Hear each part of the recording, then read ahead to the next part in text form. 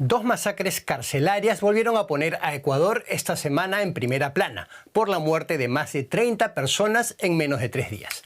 La primera matanza tuvo lugar el lunes en una prisión de Machala, una ciudad portuaria del sur, y la segunda en Esmeraldas, en el norte.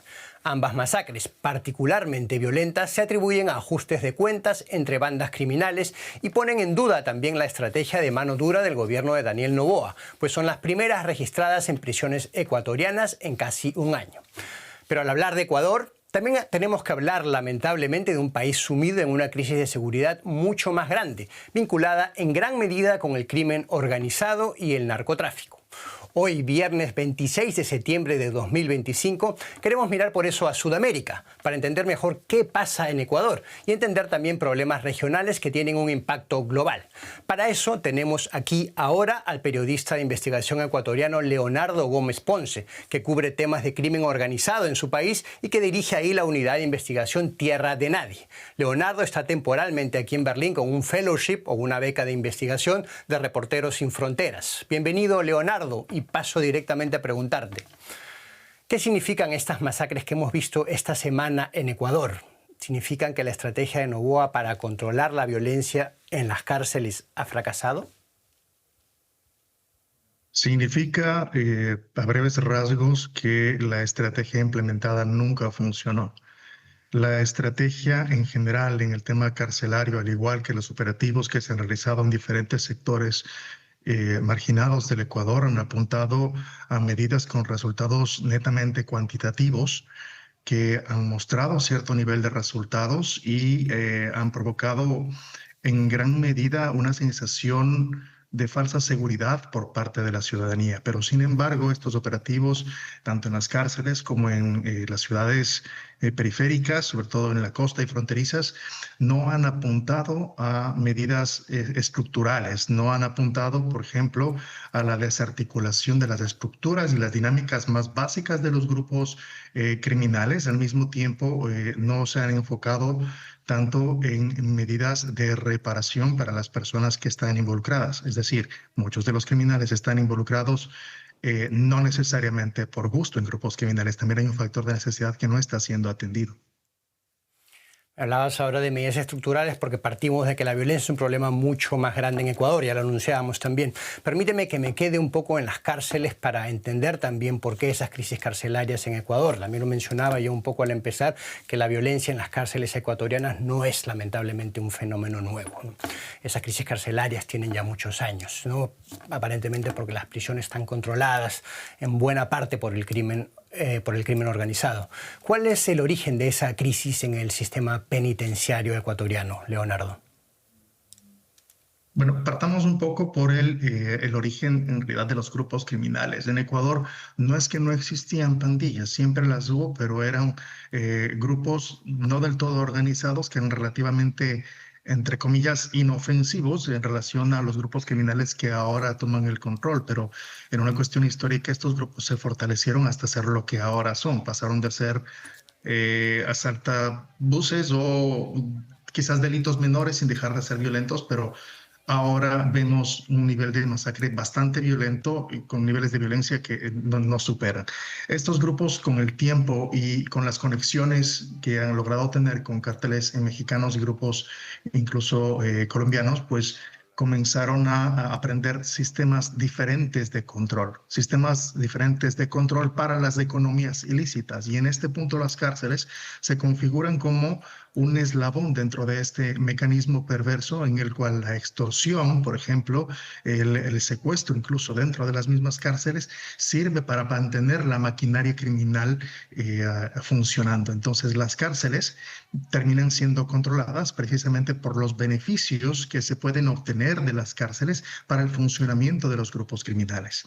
Hablando del tema de la estrategia, por ejemplo, hablamos que entre el 2018 y 2023, 680 internos fueron asesinados brutalmente en 17 masacres carcelarias. Ahora tenemos 2 más, lo que evidencia que la estrategia de militarización de las cárceles no funcionó. Y entre enero del 2024 hasta abril del 2025, otras 455 personas presas murieron en prisiones, valga la redundancia, de acuerdo a diferentes organizaciones del país. Entonces, Eso demuestra que la estrategia básicamente no tuvo resultados.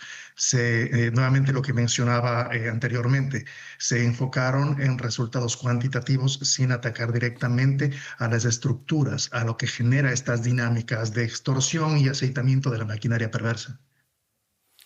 Ya lo has abordado, tú un poco has mencionado también a grupos criminales como los cárteles mexicanos. Me gustaría que intentemos, sobre todo para gente que mira esto desde fuera, ¿no? La crisis en Ecuador, que intentemos localizar eso quizá temporalmente, ¿no? Visto desde fuera, Ecuador ha pasado a ser en pocos años de un país que era de los más tranquilos de la región a tener la mayor tasa de homicidios en Sudamérica, según al menos un ranking del año pasado de la organización Inside Crime. ¿Qué ha pasado para que ocurra eso? Trataré de hacer la historia bastante simple. En Ecuador existían pandillas desde hace muchísimo antes, pero eran carteristas, eran eh, personas de bajos recursos, segregadas y demás.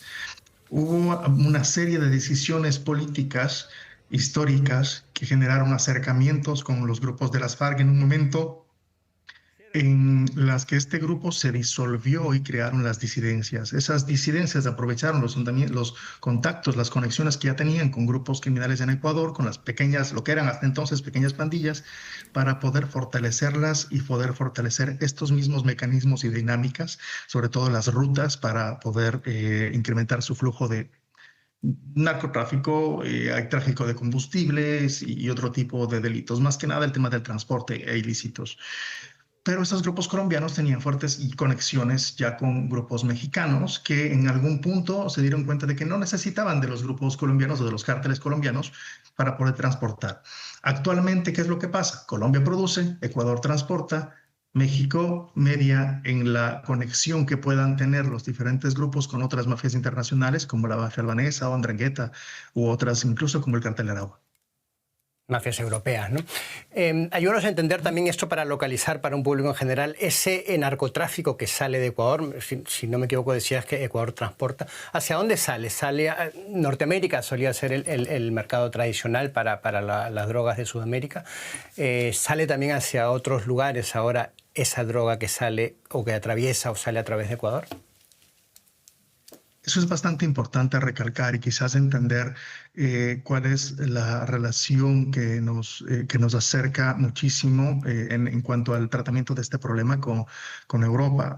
El transporte que se está realizando desde Ecuador provee según expertos, cerca del 80% de las drogas que se consumen y se venden en los mercados europeos.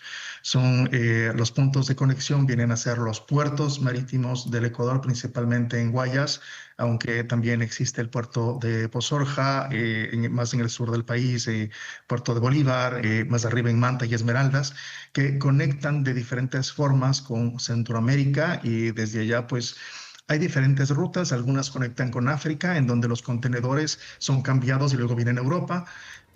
Otras van para la zona para el puerto de Hamburgo, para el puerto de Amberes en Bélgica también. Entonces, estas rutas existen permanentemente y es bastante particular poder ver la conexión de estas cadenas de producción, porque tenemos que verlas como una cadena de producción como el eslabón de la cadena de producción, partiendo por la materia prima, su procesamiento, su transporte, ver cómo el consumo se concentra en los países como, bueno, los países de la Unión Europea, en cierta medida también de los Estados Unidos, pero yo veo un mercado mucho más presente en Europa. Eso explica también las organizaciones que tú mencionabas, ¿no? Como la 'Ndrangheta, que es una de las mafias italianas, y la mafia albanesa, ¿no? Que está participando en este envío de drogas, en gran medida también a Europa, que es según te entendí, es una de las evoluciones de los últimos años, ¿no? Para el narcotráfico, que parte de Ecuador y tiene a Ecuador como escenario principal. Vamos a hablar un poco de la estrategia de mano dura del gobierno de Daniel Noboa, que ya lo mencionábamos, en este caso lo mencionábamos en relación con las cárceles, tú también lo ampliabas un poco.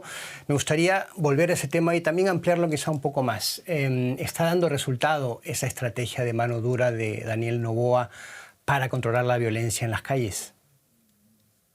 No, está dando un resultado más de percepción. Es decir, cuando presentas cifras, cuando presentas una disminución de los homicidios, que bueno, pues en el 2025 seguramente superemos las cifras históricas, la ciudadanía en general tiende a percibir que existe una disminución de la violencia, pero no es el caso. Esta política de mano dura lo que ha hecho es fraccionar algunos grupos criminales, enardecer sus actividades, y los grupos criminales, al sentir que los mecanismos no están funcionando en un acto quizás de tratar de recuperar el control, se comienzan a mostrar más violentos para poder recuperar precisamente ese control. Entonces, la mano dura apunta a quizás la sanción, a entrar con armas en diferentes sectores, a la experiencia incluso histórica e internacional muestra cómo la militarización de zonas, incluso, pues, sobre todo de zonas segregadas, lo que produce en general es más bien una, tiende a provocar abusos de la fuerza. Y en ese sentido, en el primer trimestre del 2025, detectamos un incremento absoluto de las desapariciones de menores. Fueron cerca de 171 menores que desaparecieron en el primer trimestre del 2025, dando un promedio de la desaparición de casi 3 niños diarios, menores de edad al menos. Y como decía en un inicio, las estrategias están apuntando netamente a la parte cuantitativa, no a las estructuras en sí del crimen. Es decir, eh, los operativos apuntan a encontrar caletas, a quizás ataques en casas donde se guardan armas o se guarda droga, pero no está apuntando en sí a quebrar las estructuras de todo el mecanismo que está detrás para que esa droga llegue a ese punto. En el transporte, en la logística, incluso en las conexiones de las personas. Muchos de los criminales trabajan con pequeños clanes familiares, en donde los familiares son como campanas o personas que están de vigilancia dentro de instituciones públicas, sobre todo en gobiernos locales. Entonces, la estrategia no está funcionando es básicamente porque se busca resultados cuantitativos, pero se están olvidando de cómo funcionan las estructuras y de atacar al meollo del asunto. Al mismo tiempo, no existen programas integrales que permitan que sectores segregados o personas con muchísimas necesidades puedan tener una opción paralela. Es decir, no estamos hablando solo de criminales, estamos hablando de barrios segregados de muy bajos recursos que ante una situación de necesidad también recurren a la criminalidad o que son fácilmente extorsionados sin tener una alternativa diferente. Hablabas ahora de esa desaparición de menores, quizá como un fenómeno creciente o nuevo, si no te entendí mal. ¿A qué se debe, o podemos atribuir eso a qué actores? Ustedes en la unidad de investigación, el medio de investigación que diriges, ¿tienen datos, han conseguido indicios de a qué se debe eso?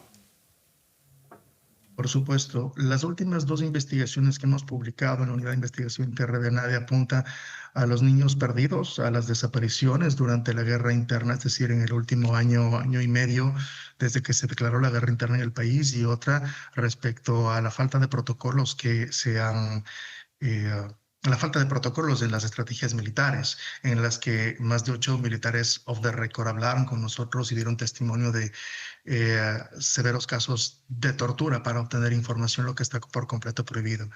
En el tema de los desaparecidos, pues primero hay que ver que durante los asesinatos, cuando analizamos las cifras, vemos que el grupo donde se concentran los homicidios, las muertes, es entre personas de 20, 25 hasta 30 años, pero hay un segundo grupo más importante que llega hasta antes de los 20. Entonces, todos lo que son menores de edad son fácilmente cooptados, y hay un problema de reclutamiento bastante severo, porque, a ver, hay barrios que están completamente segregados de las actividades diarias de una ciudad, de un gobierno y demás. El primer grupo social de contacto de estos chicos, que no tienen generalmente un parque o una actividad o una escuela, terminan fácilmente enrolándose en grupos sociales, que también son los grupos criminales, y en un círculo en donde lo más común sería tratar de crecer dentro del grupo, y es así como terminan involucrándose completamente en un grupo que al mismo tiempo les da un sentido de pertenencia. Los grupos criminales terminan siendo entes que generan un nivel de organización importante en la sociedad sin perder su naturaleza violenta. Entonces hay personas, te pongo el caso particular que yo he visto, una madre que es golpeada por su pareja. Antes de ir donde el policía del barrio, va donde el criminal o el matón de la cuadra, porque lo tiene más cerca y tiene una respuesta más inmediata. Y claro, soy el criminal, entonces hoy te protejo, mañana te cuento cuál es la factura. Y en el tema, pues, de la militarización, como te digo, una de las medidas fue poner a militares a reemplazar las tareas que originalmente tendrían policías, dándoles un control sobre la zona, sobre diferentes zonas que, como lo decía antes, la historia y la experiencia nos ha enseñado que cuando grupos militares se hacen cargo de la seguridad de la gente, pues en algún punto termina, esto deriva en abusos de la fuerza, porque son grupos que sí tienen un entrenamiento, y tenemos un grupo militar que se esfuerza mucho por la paz del país, pero que al mismo tiempo pueden llegar a estar saturados por una actividad que en realidad no es su misión principal.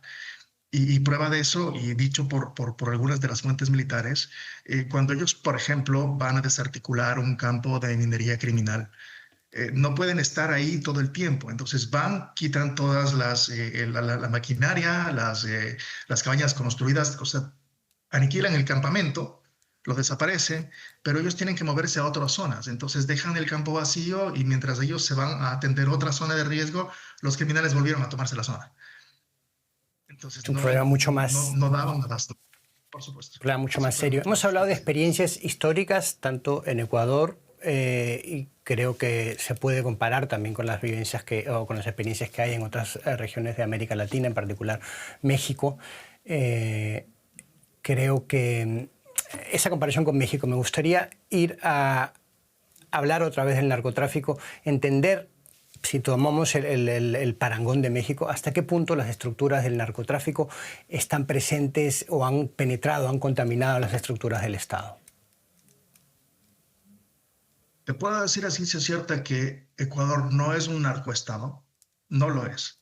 El narcoestado técnicamente tiene características diferentes en las que la economía del país, en cierta manera, en cierta medida, depende de las actividades de las economías ilícitas, y no es el caso del Ecuador.